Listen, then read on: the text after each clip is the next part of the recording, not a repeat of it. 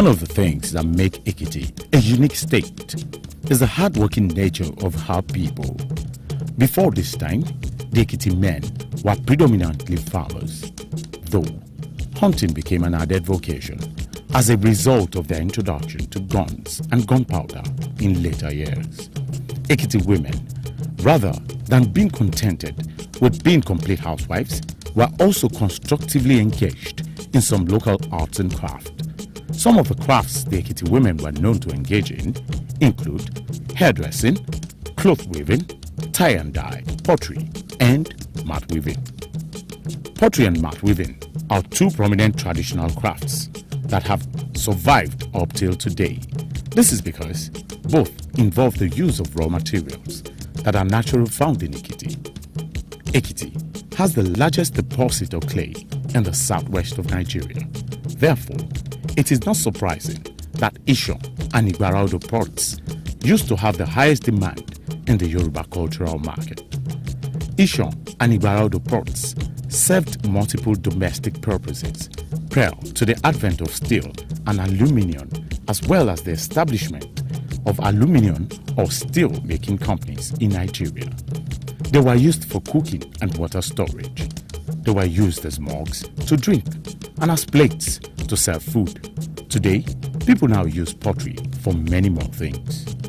The potters in Isho and Igbaraudo now come out with variety of clay products like candle holders, ashtrays, drinking jugs, flower vases, decorative pots, and so on. Just like the pottery, the Ogotu mat weaving is an age-long craft, mostly common amongst the women. Ogotu mat is quite peculiar in that the process begins with the men and ends with the women. The men plant the iro, from which the stalks for mat weaving are derived. Women harvest the plants and carry out every other activity connected to the mat weaving process. The process leading to a complete colorful Ogotu mat includes harvesting the matured iro plant, separating the stalk from the leaf, shaving the stalk to get the tiny pieces, spreading the pieces in the sun and having them dried, soaking the pieces of stalk in a pot of boiling dye, removing the pieces from the dye and spreading them in the sun for 1 or 2 days to make them dry and ready for weaving, and finally weaving them into desired designs of mat. Ogotu mats today are woven into colorful designs.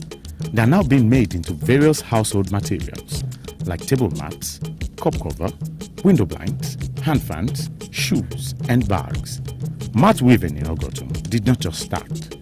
It is an historical landmark that explains why there is a festival in honor of an ancient Ogotu woman called Eyeledegbe, who, an Ogotu legend says, gave the iro straw to the Ogotu women so that they would not be jobless. When we came here, the women had no job. There was a woman, Eyeledegbe. She said she pitied the plight of the women and decided to assist them.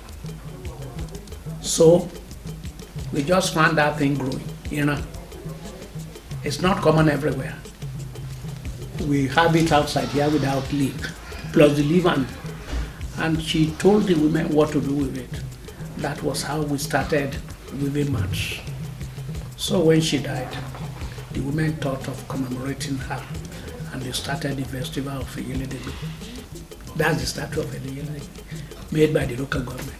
One disturbing observation that has been made so far is that both the Isho, Igbaraudo pottery, and the Ogotu mat weaving are fast becoming vocations that only old women engage in. Young girls within school age who are expected to sustain the tradition are either not showing much interest or are not being encouraged to go into it like their mothers. The use of crude implements might be one of the causes of disinterest in local pottery and mat weaving amongst the young girls. There is an urgent need to introduce this traditional art and craft into the curriculum of primary and post-primary schools in Ekiti. The modernity now, many young people, they don't want to take on the ancient arts and crafts, so to speak.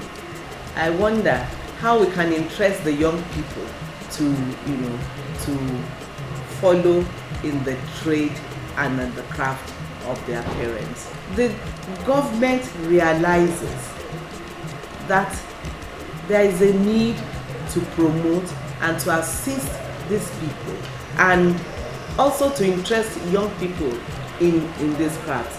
The government, thanks to the foresight of Dr. Kayode Fayemi, is building a civic center which will be ready maybe towards the end of the year or very early next year. And there's an arts and crafts village right in the civic center, an arts and craft village, so that we can help these people to publicize their work, to encourage them, to organize training for them, to expose them, and to see that these crafts do not die. The Asian tigers, for instance, became giants in technology by exposing their younger generation to it to sustain the tradition.